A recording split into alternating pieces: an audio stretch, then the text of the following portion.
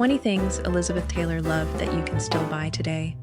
Every morning of the last decade of Elizabeth Taylor's life, her assistant Tim Mendelsohn did the same thing. He filled a small glass with warm water from the bathroom tap. He squeezed in a measure of Johnson's Baby Shampoo. He dropped a 33-carat Asher-cut diamond into the glass, scrubbed it around the pavé prongs with an Oral-B toothbrush, dried it carefully, and carried it down the hall. Then he put it back on her left hand. The diamond was the Krupp. It was named for Vera Krupp, who had received it in a divorce from her German industrialist husband and sold it at auction in 1968. Richard Burton paid $307,000 for it. At the time, the highest price anyone had ever paid for a diamond ring at auction. Liz Taylor had converted to Judaism 9 years earlier. She wrote about why she wanted the stone in her own words. "I thought how perfect it would be if a nice Jewish girl like me were to own it." She wore it almost every day for the next 43 years. The shampoo cost $7 at any drugstore in America. She didn't see a contradiction in any of it. The $7 shampoo and the $300,000 diamond sat on the same bathroom counter. Elizabeth Taylor, 55 films, 8 marriages, the first $1 million paycheck in Hollywood history, a fragrance empire that eventually made more money than her movies.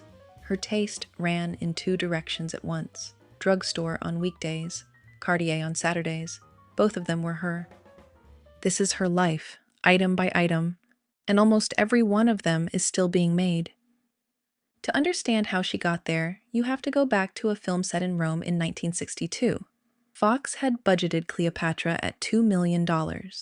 By the time Taylor finished shooting it, the studio had spent $44 million. She was 29, the first woman ever paid $1 million for a single picture, and on her way to ruin both her marriage and Richard Burton's on the front page of every newspaper in the world.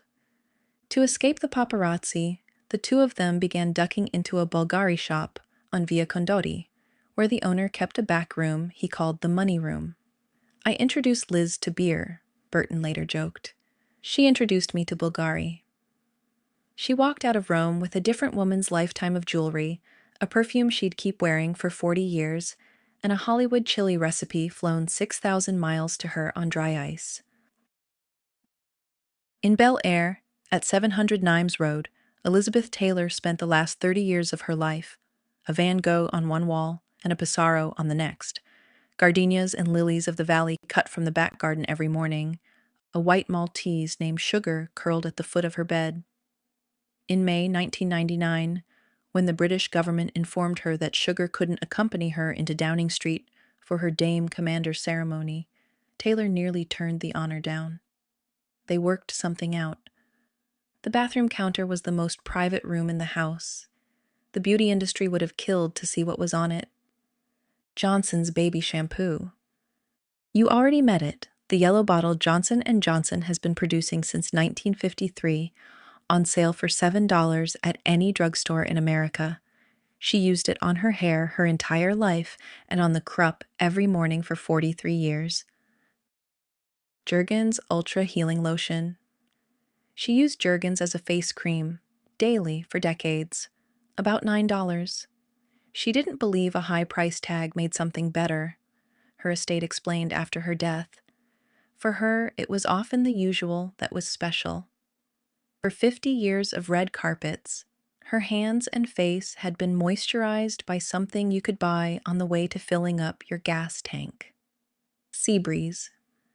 John Wyeth and Brother formulated it in Philadelphia in 1893, originally as a medicinal antiseptic, witch hazel and menthol, cool and tightening on the skin.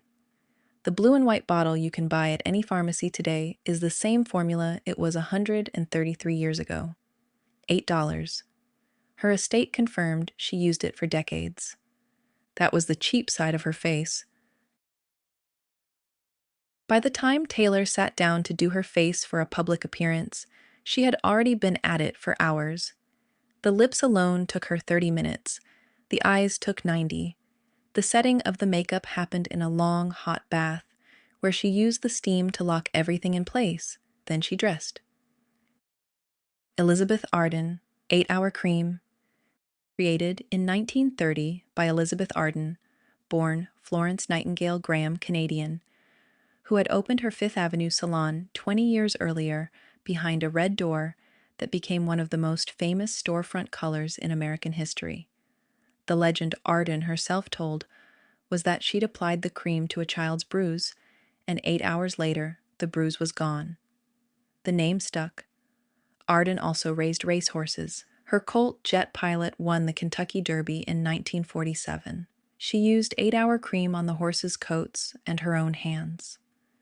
Taylor used it religiously her entire adult life, on her face and her hands and her cuticles and her shins.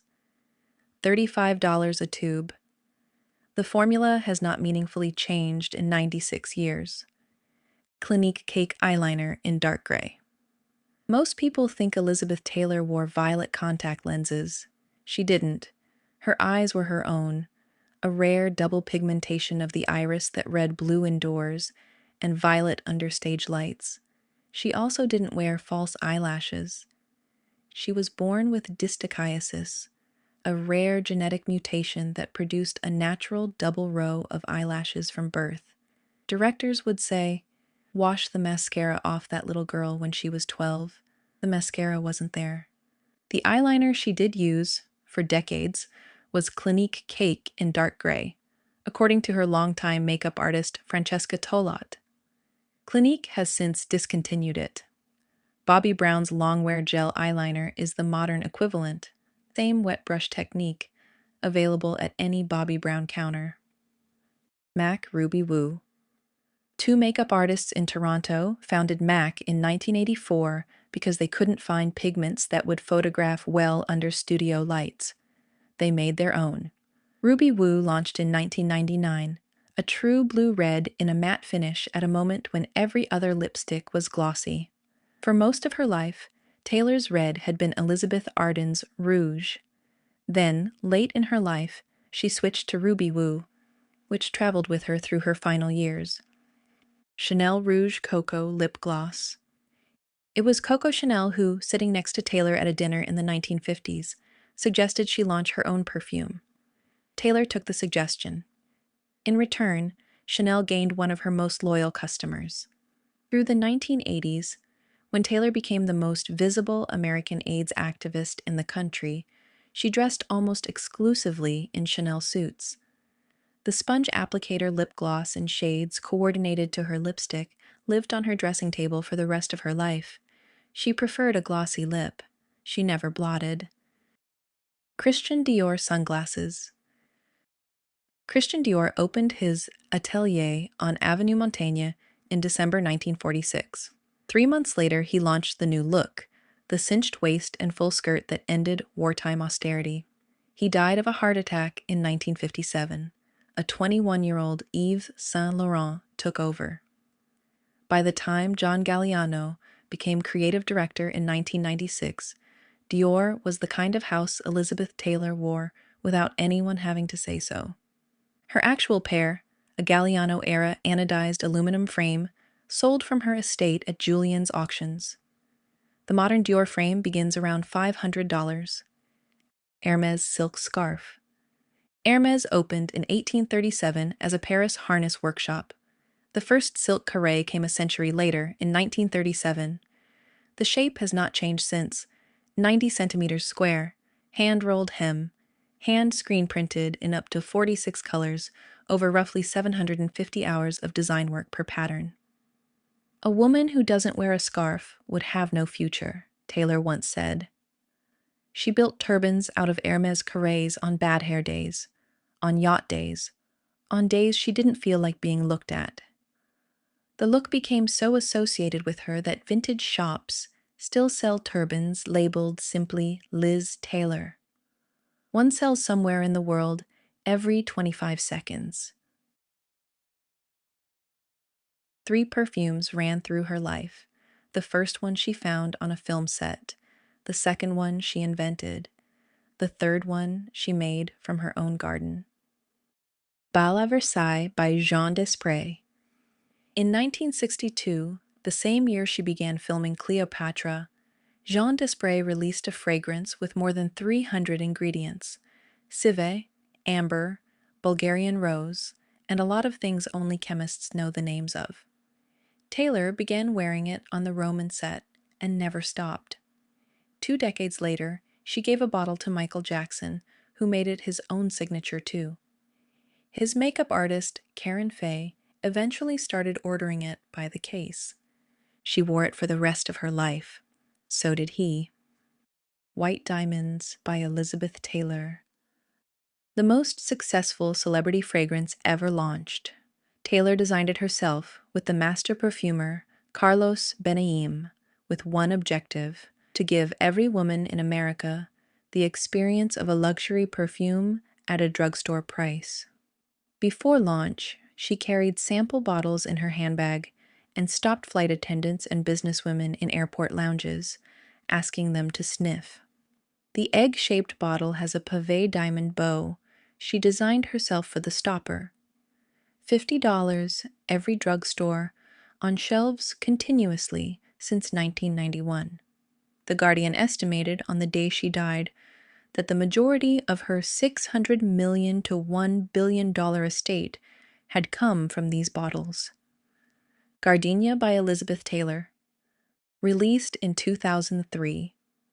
When her perfumers couldn't capture the scent of her own Bel Air gardenias, Taylor walked into the garden one morning, cut a single bloom from the bush, and brought it to the lab so the chemists could extract the molecule of that exact flower. The fragrance was made from one gardenia picked in her own backyard. $35. The fragrances made her rich. The next thing she owned made her unforgettable.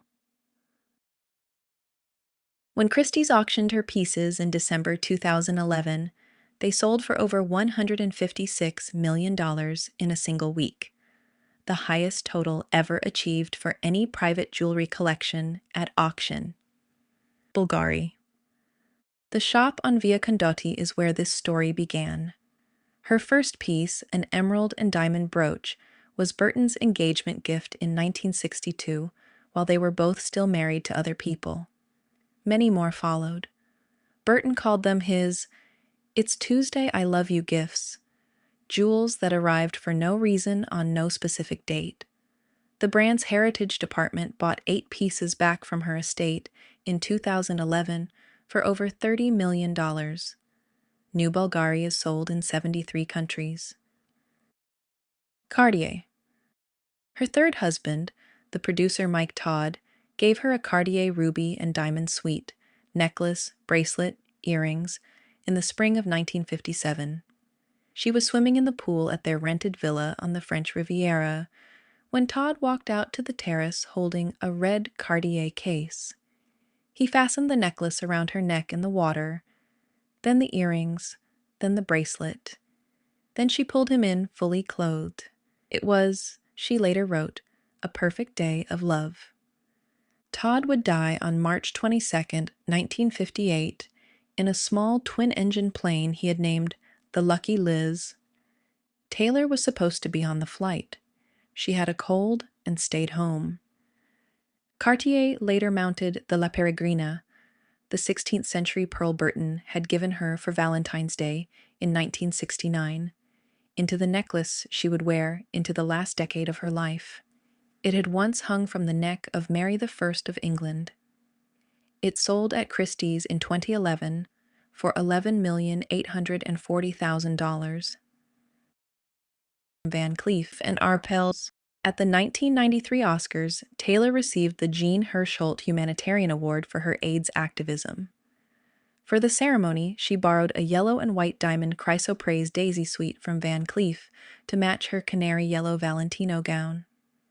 The morning after, she walked into the boutique and bought it. The modern Van Cleef Frivole and Folie de Pré collections are still in production.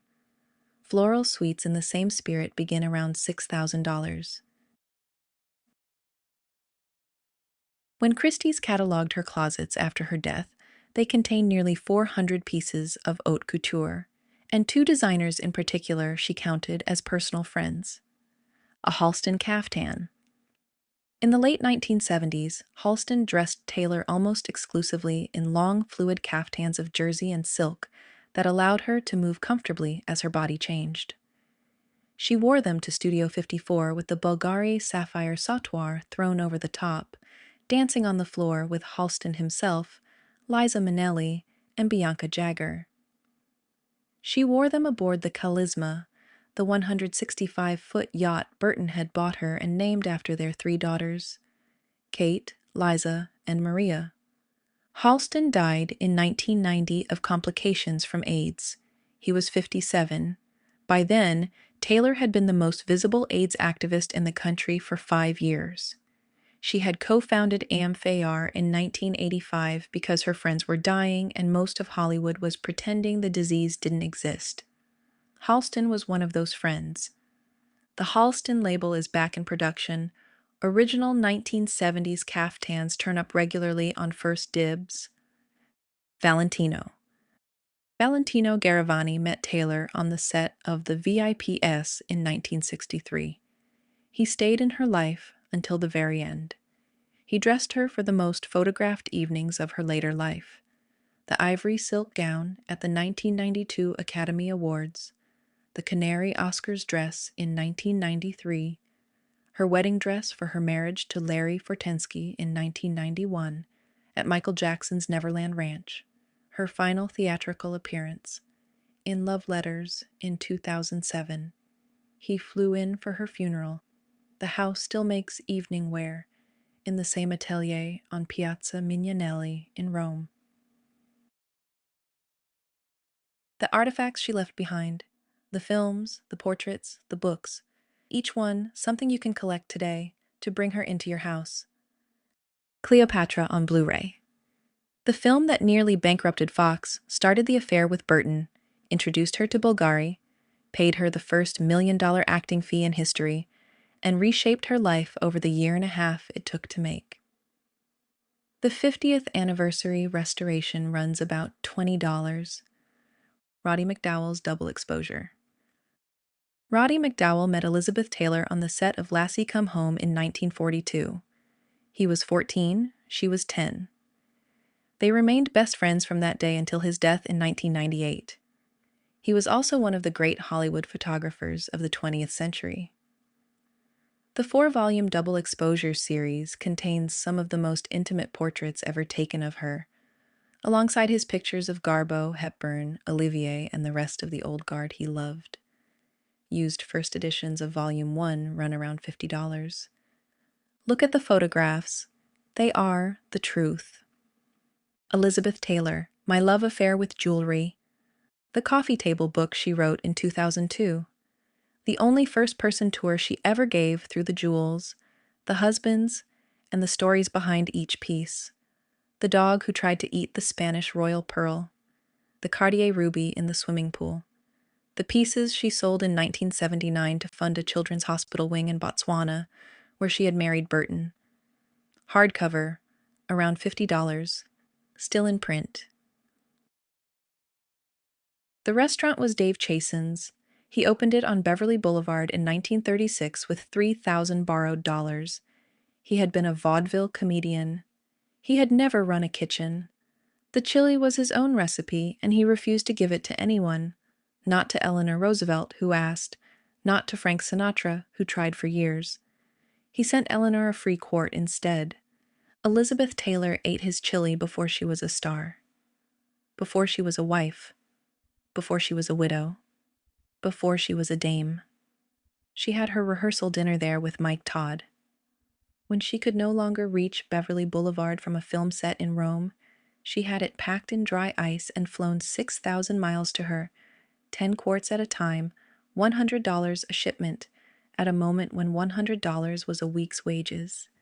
Dave Chasen ran the restaurant until 1973. His widow Maud kept it going until 1995. Then she closed the doors. The recipe is now public. Make it once. You'll understand why she had it sent. A bottle of Baby Shampoo, a scent of Gardenia, a handful of pearls, a pot of chili from a closed restaurant. Elizabeth Taylor died on March 23, 2011. She was 79.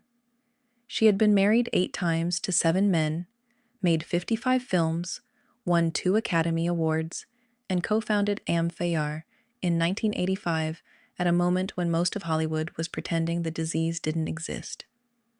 The Krupp diamond sold at Christie's that December, 8 months after she died, for $8,818,500.